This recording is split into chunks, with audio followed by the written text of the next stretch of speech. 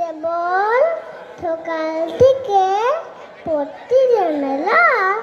এখন আমি তোমার ঘরে বসে পড়ব শুধু পড়া পড়া খেলা।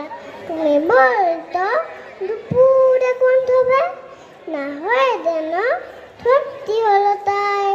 একদিনও কি দুপুর বেলা হলে বিকেল বেলা মনে করতে নাই?